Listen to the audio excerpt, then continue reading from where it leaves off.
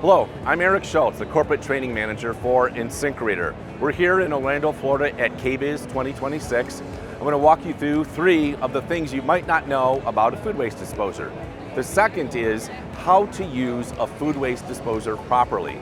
Just like any power tool, there's a right way to use it and a wrong way to use it. If you use the disposer properly, you can avoid the vast majority of problems that most people have with a food waste disposer.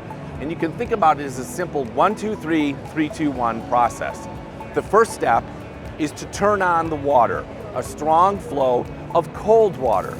We want cold water because cold water helps keep the fat that is resident in some of the food waste in a solid state that will grind that fat up to the particles and will flush that through the food waste system without it actually sticking or clinging to your pipes.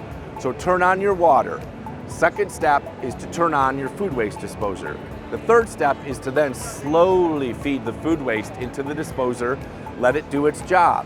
After the food waste is done grinding, you reverse the order, turn off the disposer, and then turn off your water.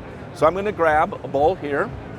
I've got some carrots and celery in them, and we'll just demonstrate that process. So what I'm going to do is first, turn on your water.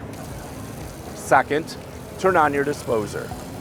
Third, slowly feed the food waste into your disposer.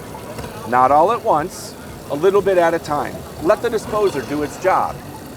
Once you're done feeding the food waste in, you'll be able to hear when the grinding noise starts to abate. Once that goes away, reverse the order. Turn off your food waste disposer. Let the water run a little bit longer to flush out the disposer, and then turn it off.